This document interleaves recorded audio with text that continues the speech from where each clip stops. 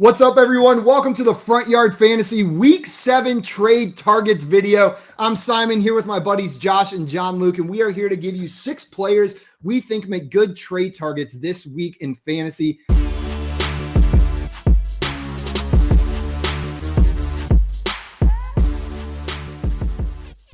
Josh, we are going to come to you first for our very first guy we're talking about. Who do you think makes a good trade target in Week 7?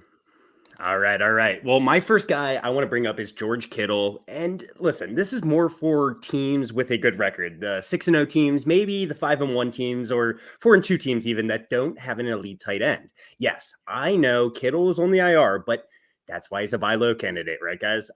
There's also this perception that Kittle wasn't performing well when he was actually playing. Well, while it might not have been amazing production, he was on the field for over 95% of the snaps pretty much every week he played. And his last 2 weeks, weeks 3 and 4, he had 20 targets over those 2 weeks. He's one of the most heavily targeted tight ends in the league. Kittle didn't play the last 2 weeks, but he still has the 12th most targets out of all tight ends. The 12th most targets. He didn't play the last 2 weeks.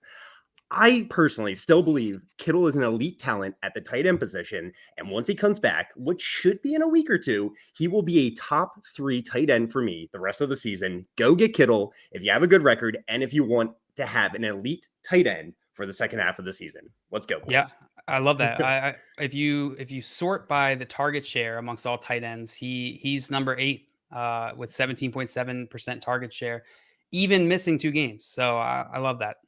Beautiful. Yeah. Beautiful. And I love the point that you made about if you have a winning record. This is the time of year where a lot of this trade advice is going to come down to what kind of team you have. There are obvious players that are buys for everybody, but then there are different players like a Kittle where it only makes sense if you've got a good record. So I'm a big fan of that piece of advice, Josh.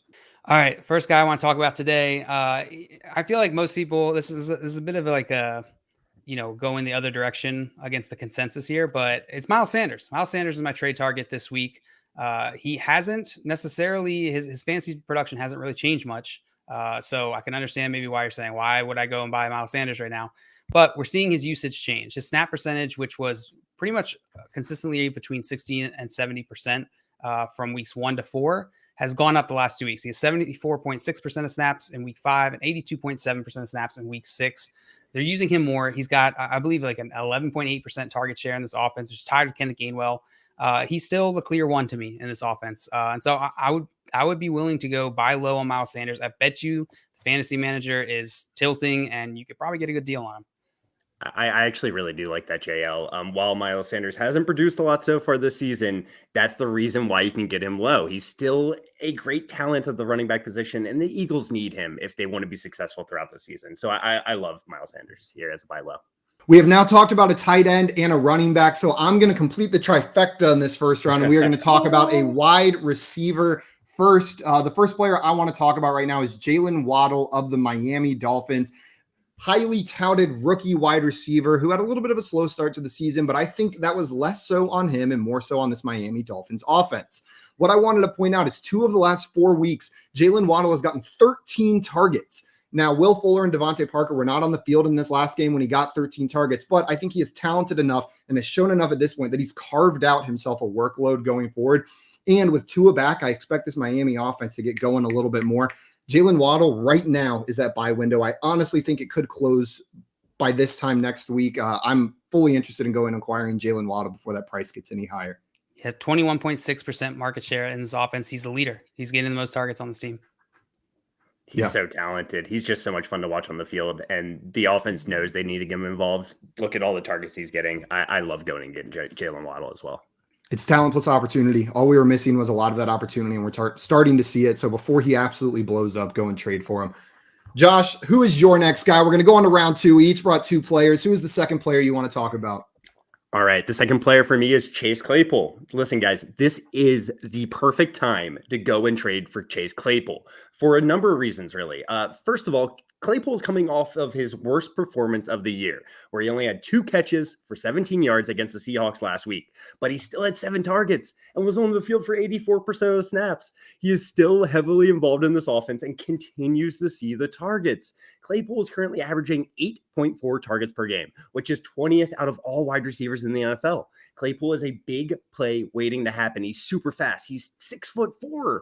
The Steelers need him if they want to generate big plays. He's also on a bye this week. You might be able to take advantage of the Claypool manager because they need to start a wide receiver this week where all these teams and all these wide receivers are on a bye.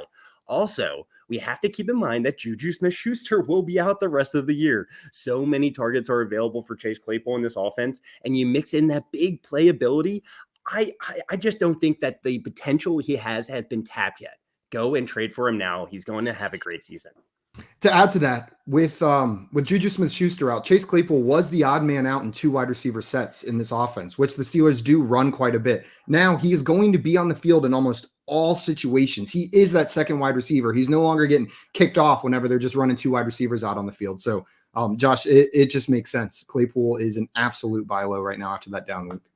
So I'll agree with you, and then I'll add a little nuance here. Juju Smith-Schuster has 12% of the target share through week 6 on the season. Like Josh said, those targets have to go somewhere. And I doubt James Washington and Ray McLeod are going to really see a massive leap. Chase Claypool is going to be the beneficiary of this. But I will say, I might try and wait until after this week to trade for Chase Claypool. I might try and see if I can get my league mate to eat that bye week and then get that free week. Maybe trade him a player who hasn't had their bye yet. If you are a 5-0 or 6-0, 5-1, 4-2 team, this might be a even better opportunity with him going into bye to go trade for Chase Claypool. You know what I mean? If you can afford to put him on your bench and the other manager can't. So again, this goes back to what Josh said at the beginning. It depends on your record, whether Chase Claypool's a bye this week or next week. But if you're a 6-0 team, you can afford to throw Claypool on your bench during the bye-apocalypse and just let him sit there for a week and probably get him at a lower value than you would if you waited till after his bye. All right, I'm going back around the circle on this trifecta here. I'm going tight end. My next trade target is Mark Andrews. Mark Andrews has been a beast, and you might say, okay, JL, like, can I really buy low on Mark Andrews now? Like, he's just been, lighting up the league. It's going to be hard. Yes, it's not necessarily like people are going to be super down on him, but I think that he hasn't even reached his ceiling yet. I think his trade value hasn't quite caught up to his production yet. He's got 23.7%. Target share in this offense. And I believe, let's see, I have it here. I believe he's the number 2 target share leader amongst all tight ends on the season. And in the last 3 games, he's number 1. And so he's seen his target share increase the last few games. I love Mark Andrews. I would go try and trade for him now. I think he could easily finish as tight end 1 on the season. Yep. There are players that are buy highs, and it makes sense to buy even though their value has been rising. And I think you hit the nail on the head with Mark Andrews right there. He is a buy high right now because his value can only go higher in my eyes. We need to disagree more. I will say this: if I'm going to disagree with something, it's Rashad Bateman's coming back for the Ravens, right? And he takes away targets. I personally go the other way with this. I do agree with you. I'm just trying to throw out devil's advocate. I'm playing the devil's advocate for you, but Rashad Bateman, I think, is just going to open up the field for Mark Andrews, creating more opportunities, better targets for him, and a better offense all in all, where more scoring opportunities are available. So I think Mark Andrews is primed for a top 5, top 3 tight end season here. In the game, the single game sample that we have so far with Rashad Bateman back, both Andrews and Bateman had tied for the most targets in this game on the Ravens with 6 targets each. So I could totally see that affecting him, but I don't see it really taking away too much of Mark Andrews' value, maybe Marquise Brown's value a little bit. Completely by accident, we are going to do the trifecta again. I love the way we organize this. I've got a running back for you right now. And JL, just like yours was a bit of a buy high, this player is currently injured, but I think it is still a buy high on Nick Chubb right now.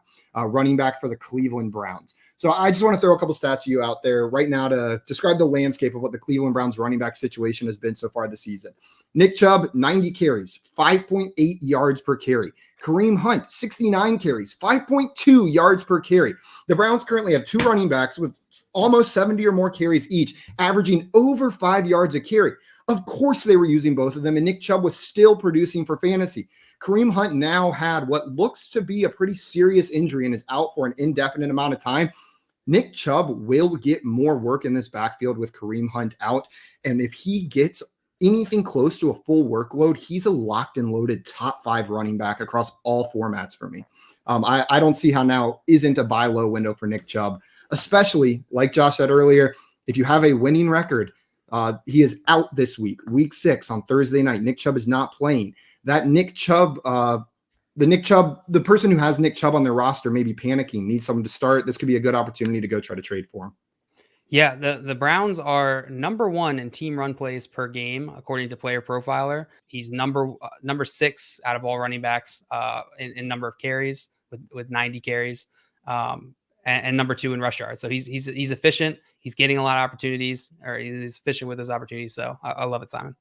Shout out Derrick Henry, because he's number 2 to Derrick Henry by a lot, by like 260 yards or something ridiculous Derrick Henry like that. is insane. I just had to put that in there. Nick Chubb is a killer running back, but shout out Derrick Henry. That is an insane start to the season. You can't buy Derrick Henry right now. I feel No. like in terms of just rushing stats, I feel like I think he's probably like the leader in every stat, every category.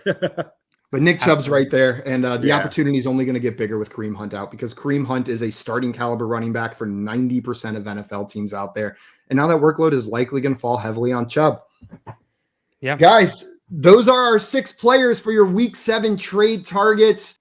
Trading, it's kind of fun. Trading makes fantasy fun. So, while we can, get those trades in.